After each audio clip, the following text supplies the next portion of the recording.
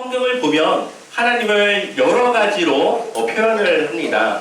그 중에서 많은 성경의 인물들이 표현하는 하나님은 바로 피난처의 하나님으로 고백하고 있는 것을 보게 됩니다. 대표적으로 다윗이 하나님을 피난처로 고백하고 있는데요. 시편 18편 1절을 보면 나의 힘이 되신 여호와여 내가 주를 사랑하나이다 라고 고백하고 있죠. 근데 이 시편 18편 1절을 보면 표제가 있습니다. 그러니까 다윗이 이 시를 언제 썼는지, 어떤 상황에 이 시를 썼는지를 설명해 주는 표제가 있는데요. 한번 우리 이르데까지 한번 읽어볼까요? 같이 여호와부터 시작. 여호와의 종 다윗의 시, 인도자를 따라 부르는 노래. 여호와께서 다윗을 그 모든 원수들의 손에서와 사울의 손에서 건져주신 날에 다윗이 이 노래의 말로 여호와께 아뢰어 이르되. 아멘. 다윗이 이 사울 왕에게 얼마나 쫓겨다녔습니까? 아마 정말로 이 생명의 위협을 느끼면서 공포스럽게 그렇게 쫓겨다녔습니다. 그런데 그러한 순간순간 하나님께서 다윗을 구원하시고 지켜주셨던 그 하나님에 대해서 다윗은 나의 힘이 되신 여호와여 내가 주를 사랑한다 라고 고백하고 있습니다. 다윗은 자신의 무력, 자신의 실력으로 이 사울 왕을 제거하고 자신의 이 도망자의 삶을 끝낼 수도 있었습니다. 그럼에도 불구하고 그는 하나님께서 기름 부으신 왕을 어떻게 내가 그렇게 할 수 있냐 하면서 하나님의 그 주권, 하나님의 권위를 인정하고 자신이 쫓겨다니는 상황을 받아들였던 것을 보게 되죠. 그리고 이러한 상황들에 처해 있던 다윗은 하나님을 또 이렇게 고백합니다. 우리 시편 18편 2절 말씀 같이 읽어보겠습니다. 여호와는 나의 반석이시요 나의 요새시요 나를 건지시는 이시요 나의 하나님이시요 내가 그 안에 피할 나의 바위시요 나의 방패시요 나의 구원의 뿌리시요 나의 산성이시로다. 아멘. 한마디로 다윗은 하나님을 자신의 피난처로 생각했다라는 거죠.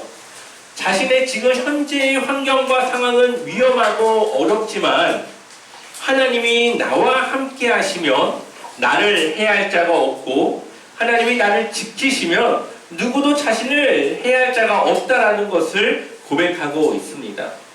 정말 힘들고 어려운 상황 속에서도 하나님을 끝까지 의지하는 이 다윗의 모습과 하나님을 의지하지 않고 자신의 선택대로 행동했던 시드기야를 한번 우리 비교해 보도록 하겠습니다.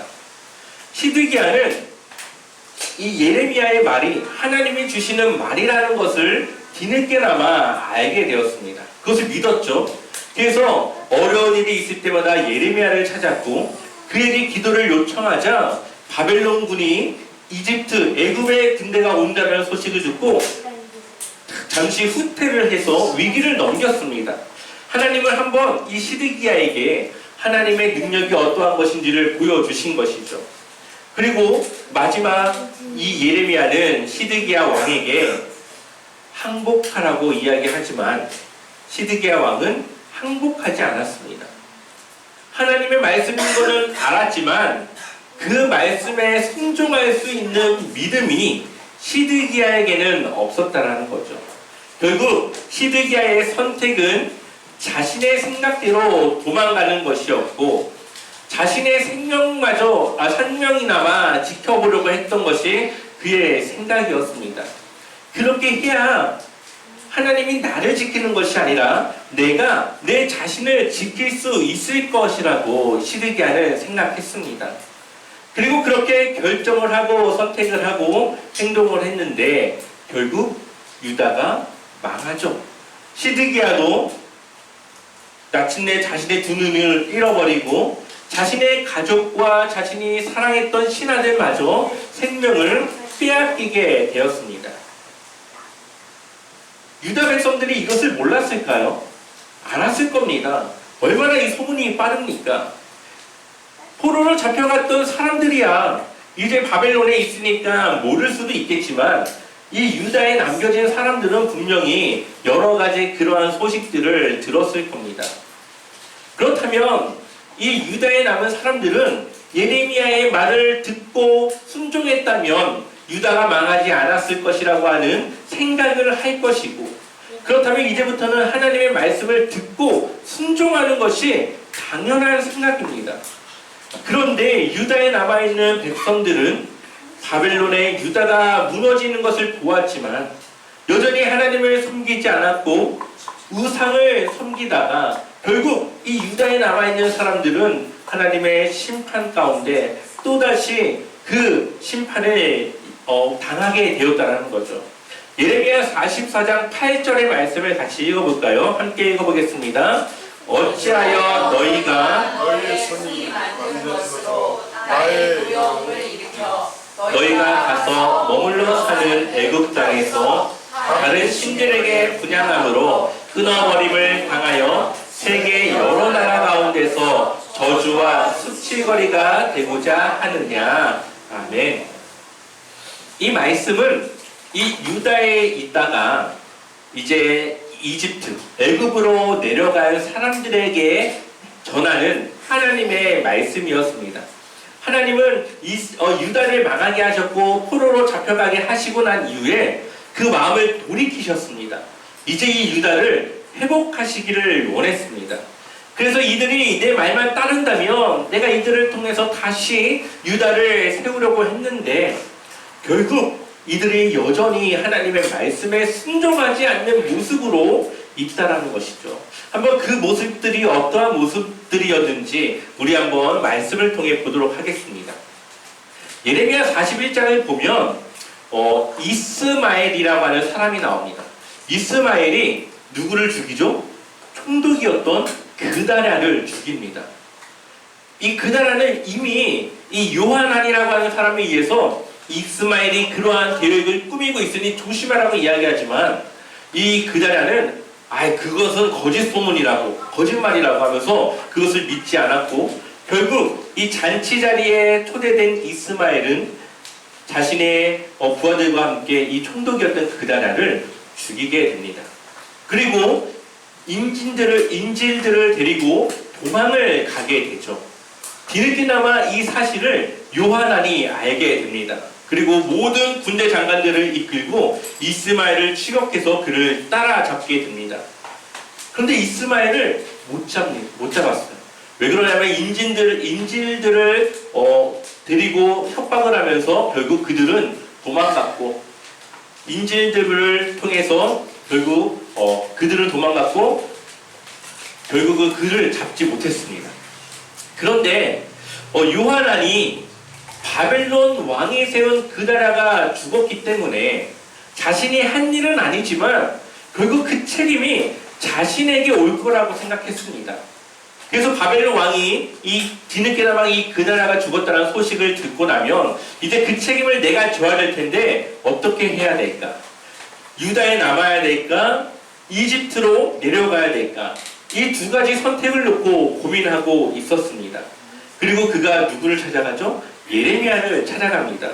그리고 예레미야에게 하나님께 내가 어떻게 했으면 좋겠는지 한번 여쭤봐 주셨으면 좋겠습니다 라고 이야기를 하죠. 우리 한번 예레미야 42장 2절 말씀 같이 읽어보겠습니다. 예언자 예레미야에게 간구하였다. 예언자께서는 부디 우리의 간구를 받아주시고 여기에 남아서 우리 모두를 위하여 예언자님의 하나님이신 주님께 기도를 드려주십시오. 예언자께서 지금 보시는 바와 같이 많은 사람 가운데서 이제는 우리만 겨우 남아있을 뿐입니다. 아멘. 이들은 하나님의 뜻이 이 남아있는 사람들, 이 유다에 남아있는 사람들이 이집트를 가는 것이 좋은지 유다에 남는 것이 좋은지 물어봐 달라고 예레미야에게 요청을 한 거죠. 그러면서 42장 6절을 보면 우리가 예언자님을 주 우리의 하나님께 보내는 것은 그분의 응답이 좋든지 나쁘든지 간에 우리가 그 말씀에 순종하려 하기 때문입니다. 주 우리 하나님의 말씀에 순종하면 우리가 복을 받을 것입니다. 아멘. 굉장히 요한안이 믿음이 좋은 그런 고백을 드리고 있죠. 하지만 이 속내에는 이미 이집트로 가기로 결정을 해놓은 상태입니다. 그리고 나서는 하나님의 뜻이 혹시 나랑 맞을까? 어떨까? 이게 궁금하니까 이제 예레미야에게 물어보게 해달라고 한 것이죠. 그리고 10일이 지났습니다. 그러니까 예레미야는 10일 동안 하나님께 기도를 했고 10일 후에 하나님의 응답이 이루어진 것이죠. 우리가 여기서 한 가지 한번 짚어봐야 될 것은 예언자, 이때 당시에 선지자들도 하나님께 기도했을 때에 바로 응답되는 것이 아니었다는 겁니다. 우리가 기도할 때에 우리가 한두 번 기도하고 하나님이 응답하지 않는다 생각하면서 기도를 포기하고 그만둘 때가 있지만 하나님과 소통했던 예레미야조차도 10일 이상의 시간들을 기도하며 하나님의 응답을 받는 시간들이 있었다는 거죠. 그러니 우리가 하나님께 기도할 때는 하나님의 응답이 있을 때까지 기도하는 것이 맞다라는 것을 보여줍니다. 심지어 다니엘은 21일 만에 하나님의 응답을 듣기도 했습니다. 우리의 기도가 때로는 너무나도 짤막하게 그냥 기도하다가 안 되나 보다 그냥 포기하고 말 때가 많이 있지만 하나님은 우리에게 인내를 요구하시고 그 인내를 통해 우리의 믿음을 점검하십니다. 그리고 하나님께서 주시는 응답 가운데 우리가 순종하길 원하신다는 거죠. 모든 것에는 하나님의 때가 있습니다. 지금이 아니라 나중에 그 응답이 올 때가 있고 우리는 그러니 하나님께 기도하는 그 때를 기다리며 인내하며 믿음으로 기도해야 된다는 것을 오늘 이 예레미야의 모습을 통해서 볼 수가 있습니다. 자, 그렇다면 이 예레미야가 이제 하나님께 기도해서 응답을 받았는데 어떻게 응답을 받았을까요? 42장 10절 11절 같이 읽어보겠습니다. 너희가 이 땅에 그대로 머물러 살면 내가 너희를 허물지 않고 세울 것이며 내가 너희를 뽑지 않고 심겠다. 내가 너희에게 재앙을 내렸으나 이제 내가 뜻을 돌이켰다. 너희가 지금 두려워하고 있는 바빌로니아 왕을 두려워하지 말아라. 내가 너희와 함께 있으면 너희를 구원하여 주고 그의 손에서 너희를 건져내려고 하니 너희는 그를 두려워하지 말아라. 나 주의 말이다. 아멘. 하나님이 뭐라고 응답하십니까? 그냥 나봐. 내가 이제 너희에게 재앙에 내렸으나 이제 그 뜻을 돌이켰어. 이제 내가 너희를 뽑지 않고 심을 거야. 내가 너희를 회복시켜 줄 것이고 바빌로니아 왕이 그렇게 무섭지만 내가 너희를 지켜줄 테니까 두려워하지 말고 내가 너희와 함께하면 너희는 구원받을 수 있고 내가 그 군대 안에서 너희를 건져줄 거야 라고 약속하고 있습니다. 얼마나 확실한 응답입니까? 그동안 이 유다에게 주셨던 응답하고는 다른 응답입니다. 그동안은 항복해, 포로로 잡혀갈 거야, 심판받을 거야. 그런데 이제는 하나님이 회복할 거야. 내가 내 뜻을 돌이켰으니까 너희를 보호하고 구원해 줄 거야 라고 이야기하지만 믿음이 없던 요한아는 자신이 생각했던 대로 자신이 처음에 결정했던 대로 결국 이집트로 내려가게 됩니다. 그런데 하나님께서 이 요한안이 이집트로 내려가는 것을 막았던 이유가 한 3가지 정도로 볼 수가 있습니다. 첫 번째는 이 요한안의 순종을 요구하시는 거죠. 요한안이 이미 이집트로 그가 내려간다고 하는 것을 하나님은 알고 있었습니다. 그리고 그가 하나님의 말씀을 듣고 그 뜻을 버리고 하나님의 말씀 가운데 순종하기를 원했습니다. 두 번째로는 요한안이 잘못한 것이 없죠. 그가 그 나라를 죽인 것도 아니고 그의 잘못으로 그는 이미 그 위험한 소식을 전했던 사람으로서 책임이 없습니다. 책임이 없으면 차라리 도망가는 것이 아니라 그 자리에 남아서 오해를 푸는 것이 맞겠죠. 그렇기 때문에 그가 도망가면 오히려 그 요하나는 더 의심을 받을 수가 있기 때문에 유다에 남을 것을 하나님이 말씀하신 겁니다. 세 번째로는 하나님이 이스라엘 백성들을 애굽에서 탈출하여 내셨고 출애굽하셨고 그리고 나서 신명기를 통해서 그들에게 주신 이야기는 다시는 이집트로 돌아가지 말라고 이야기하십니다. 그쪽을 쳐다도 보지 말라고, 그쪽으로 이제는 다시 돌아가지 말라고 이야기를 하십니다. 왜 그렇습니까? 그곳은 그들이 노예로 지냈던 것입니다. 그곳으로 다시 간다고 하는 것은 그들이 하나님을 버리고 하나님이 주신 그 땅을 버리고 다시 예전으로 돌아간다고 하는 것을 의미하는 것이죠. 그러니 그들이 이집트로 돌아가지 않는 것, 하나님이 주신 이 유다 땅, 이 가나안 땅이 남는 것이 이 하나님의 백성으로서 해야 될 일이었습니다. 그렇기 때문에 하나님은 이집트로 내려가는 것이 아니라 유다에 남으라고 말씀하시죠. 그런데 요한안이 어떻게 합니까? 예레미야와 바룩 그리고 이 유다에 남은 사람들을 끌고 이집트로 내려갑니다. 그러니까 예레미야는 어쩔 수 없이 이제 이들과 함께 이집트로 내려가는 여정을 함께 하게 된 것이죠. 이들이 이집트에 내려가기 전부터 어떤 이들은 이집트에 이미 애굽에 정착하고 살아가는 사람들도 있었습니다. 그래서 애굽의 여러 지역에 퍼져서 이들이 살아가고 있는데 그들이 이집트에서 어떠한 일을 했을까요? 이집트의 우상들을 섬기고 있었죠. 그들이 하나님을 섬기지 않아서 우상을 섬겨서 심판을 받았는데 그 일을 또 똑같이 하고 있는 겁니다. 예레미야 44장 17절 같이 읽어보겠습니다.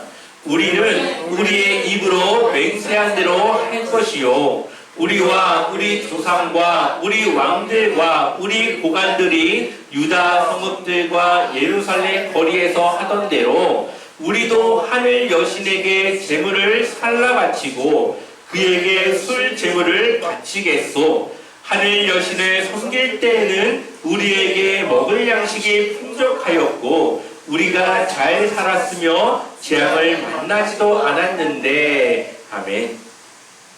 이들이 지금 유다가 망한 것을 어떻게 생각하고 있죠? 하늘 여신에 대한 제물을 바치는 것을 중단했더니 우리에게 재앙이 내렸고 먹을 것이 없고 결국은 유다가 망했다.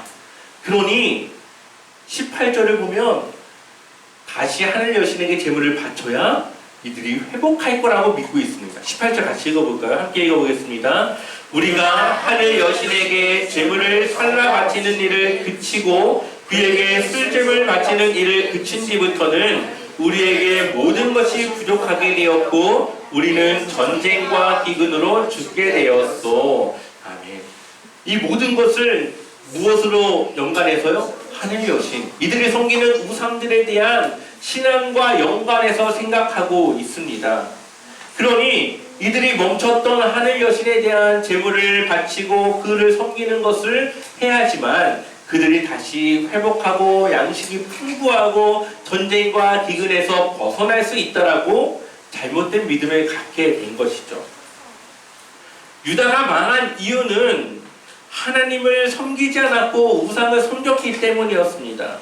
하나님이 바벨론을 통해 유다를 망하게 하신 것이 아니라 유다를 빼앗으려고 하는 바벨론을 하나님이 막지 않으신 거죠. 그러니까 하나님이 바벨론을 이끌고 유다를 공격한 것이 아니라 바벨론은 원래 하나님을 빼고도 유다를 정복하고 이집트를 정복하려고 하는 마음이 있었습니다. 그러니 어쨌든 바벨론은 유다를 쳐 들어왔을 겁니다. 그런데 문제는 이들이 하나님을 섬기고 하나님을 위해 잘된 믿음을 가졌다면 그들이 바벨론에게 공격을 당할 때 하나님은 하나님의 방법을 통해 그 공격을 막아주셨겠죠. 그런데 하나님이 이 유다를 심판하시기 위해 그 순간 침묵하셨습니다. 유다와 함께하지 않았습니다. 심판이라고 하는 것은 정말 두려운 것은 하나님이 우리와 함께하지 않는 그것이 심판이고 두려움이라고 하는 것이죠. 그런데 여전히 유다는 하나님의 편에 서지 않고 여전히 하나님을 섬기지 않습니다. 자신들의 생각과 자신들의 잘못된 믿음대로 살아가고 있습니다. 예레미야가 10일 동안 힘들게 하나님의 응답을 받았지만 결국은 자신들이 생각했던 대로 결정했던 대로 행동하지 않았습니까? 그들이 예레미야에게 기도했던 것은 혹시 내가 생각했던 것과 하나님의 생각이 맞을까 싶어서 혹시 그럴까 싶어서 기도를 요청했던 것이었습니다. 결국 하나님의 뜻을 알았지만 자신의 뜻을 돌이키지 않았고 하나님의 뜻을 버리고 자신의 뜻을 따라 선택한 그들이 한 것은 우상을 섬기는 일이었습니다. 그런데 이러한 요한안의 모습, 하나님의 뜻을 알면서도 하나님의 뜻을 따르지 않았던 요한안의 모습, 그리고 여전히 심판을 당했지만 또 다른 우상을 섬기고 있는 이 유다의 모습이 사실 때로는 우리의 모습과 같습니다. 저의 과거를 돌아봤을 때 하나님께 기도한다고 했지만 이미 내 안에 결정이 되어져 있고 내가 이걸 놓고 기도했으니까 하나님의 뜻이겠지라고 생각하면서 결정했던 것들도 참 많이 있다는 것을 돌아보게 됩니다. 이미 내가 결정해 놓고서는 그래도 하나님께 기도는 해야 되니까 형식적으로 하나님께 기도하고 결국은 내 생각대로 했던 그러한 때가 있었죠. 지금도 많은 그리스도인들이 그렇게 기도하고 있고 하나님을 그렇게 믿고 있습니다. 많은 그리스도인들은 이 예레미야의 이 이야기를 들으면서 나는 예레미야 같은 모습으로 살아가고 있다라고 생각하지만 실상은 더 많은 그리스도인들은 요한안의 모습으로 하나님의 심판을 받았지만 변하지 않은 유다의 모습으로 살아가고 있는 그리스도인들이 더 많습니다.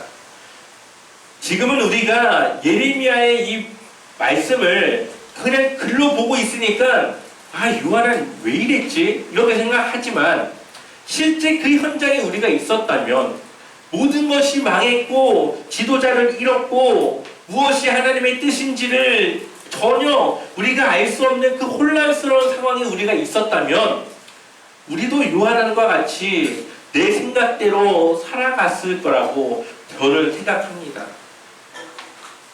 그런데 이러한 이 예레미야에서 나오는 이러한 모습이 여전히 이 한국 교회에 남아있고 더 많은 그리스도인들이 그렇게 살아가고 있는 것을 느낍니다. 저는 이 한국 교회의 이 위기가 결국은 대한민국의 위기로 이어질 수 있다라고 생각을 합니다. 그래서 요즘 뉴스를 보거나 많은 사회적인 이 현상들을 보면서 때로는 무섭습니다. 정말로. 이러다 우리나라 망하는 거 아닐까라는 생각을 할 때가 있습니다. 그 바탕에는 하나님을 믿는 신앙인들의 타락한 모습과 교회를 잘 이끌어야 되는 많은 목사님들의 잘못된 그러한 모습들이 다 포함된 하나님의 심판이 그 안에 다 담겨져 있다라고 생각을 하기 때문이죠. 최근에 문제가 많이 발생하고 있는데 팀원과 미메프라고 하는 그런 소셜 미디어에 그런 문제가 아주 큽니다. 이것은 구매자들의 피해뿐만 아니라 이미 물건을 납품해서 물건 결제값을 받아서 결제를 해야 되는 이 상인들과 기업들에게도 피해가 가는 것이고 또 이 기업과 상인들에게 돈을 빌려줬던 은행들 또한 피해를 보는 겁니다. 이것이 도미노와 같이 연쇄적으로 여러 가지 정말 어마어마하게 큰 일들이 지금 터져 나가고 있는 것이죠. 근데 그 이전에 무슨 일들이 있었습니까? 전세 사기도 있었죠. 또 여러 가지 이러한 일들이 계속적으로 일어나고 있습니다. 저는 이러한 것들을 보면서 정말로 우리가 돌이키지 않고 하나님의 말씀으로 돌아서지 않고 우리가 정말 하나님을 믿음으로 섬기지 않는다면 이 나라가 유다와 같이 망할 수도 있겠다라는 생각을 하게 됩니다. 결국 한국교회가 회개하고 하나님께로 돌아서지 않으면 지금보다 더 큰 위기를 우리는 맞이할 수밖에 없다는 것이죠. 그런데 한국교회에 내가 속해 있고 제자와 삼교회가 한국교회 안에 있습니다. 그렇다고 한다는 것은 결국 내가 변해야 되고 우리 교회가 변하지 않으면 한국 교회는 변하지 않는다는 겁니다. 백날 이 교회 저 교회 뭐가 문제고 이게 문제고 아무리 이야기해봤자 해결은 되지 않습니다. 내가 변해야 되고 내가 하나님의 귀한 백성이 되어줘야 되고 내가 정말 하나님의 말씀으로 살아가고자 결단하고 그 말씀을 놓고 기도하며 주님의 귀한 제자로 자녀로 그렇게 믿음으로 살아가지 않으면 이 대한민국은 변하지 않고 이 한국 교회는 변화되지 않습니다. 그래서 나부터 시작해야 됩니다. 내가 먼저 변해야 되는 것입니다. 오직 의인은 믿음으로 말미암아 산다라고 말씀하고 있습니다. 우리의 생각과 기준을 우리는 버리고 하나님의 말씀과 하나님의 생각과 하나님이 나에게 원하시는 그 기준을 통하여서 우리는 살아가야 합니다. 그러면 하나님은 우리의 피난처가 되십니다. 모든 사람들이 다 힘들고 어려운 그 순간에 믿음을 지켰던 우리는 하나님께서 보호하시고 구원하시고 우리를 책임져 주신다는 거죠. 하나님의 말씀에 따라 순종하는 것이 바로 하나님을 우리의 피난처로 삼는 겁니다. 혹시 여러분들의 삶에 스스로 해결할 수 없는 문제가 있다면 여러분들의 상태, 신앙의 상태를 돌아봐야 합니다. 많은 사람들이 내가 이걸 잘못해서 내가 이게 부족해서 내가 이걸 잘 못해서 라고 생각하지만 많은 경우 나의 영적인 상태가 나의 신앙의 문제가 있기 때문에 하나님께서 주시는 어려움으로 그것이 올 때가 많다는 거죠. 어떤 이들은 하나님을 믿고 교회를 다니지만 집에 부적을 붙여놓거나 지갑에 부적을 넣어가지고 다니는 사람들이 있습니다. 사주를 보거나 점을 치거나 굿을 하거나 아니면 다른 우상들을 찾아가서 당장의 그 응답을 받기 원하는 거죠. 하나님께 기도하면 응답이 없어. 근데 점을 치면 바로바로 응답이 나와요. 그러니까 사람들은 하나님을 믿지만 그런 일들로 자신의 두려움과 자신의 어떻게 할지 모르는 그 상황들을 돌파해내려고 하는 것을 보게 됩니다. 그러나 이것은 누구보다 하나님이 싫어하는 것이고 하나님을 진노하는 것입니다. 혹시 여러분들의 삶에 이러한 모습이 있다면 그것은 버리셔야 됩니다. 모든 것을 버리고 오직 하나님만 바라보며 하나님께로 돌아서야 합니다. 그래야 여러분들의 삶이 살아날 수 있고 회복하고 변화될 수 있습니다. 변화는 나부터 시작돼야 됩니다. 내가 변하지 않고서는 아무것도 변하지 않습니다. 한국교회가 변하기 위해서는 내가 변해야 됩니다. 우리의 가정이 변하기 위해서는 내가 변해야 되고 우리 교회가 변하기 위해서는 내가 변해야 되는 겁니다. 내가 변하지 않는데 어떻게 내 주변이 변할 수 있겠습니까? 내가 변하면 나에게 처해진 그 상황을 바라보는 시선이 달라지고 그것이 이제는 내게 어려움이 아니라 정말 하나님을 향한 나의 믿음이 더욱더 견고해지고 하나님께로 돌아오기를 원하는 그러한 사인으로 그러한 하나님의 마음으로 느껴지게 될 것이죠. 어제까지는 내 생각으로 살았다면 이제 이 말씀을 들은 지금 이 순간부터는 하나님의 말씀을 따라 순종하시길 축원합니다. 여러분들이 바뀔 때에 여러분들의 삶이 변화될 것이고 여러분들이 하나님을 의지할 때에 하나님은 여러분들의 피난처가 여러분들의 그 바위와 산성과 요새와 구원의 뿔이 되어 주실 것입니다.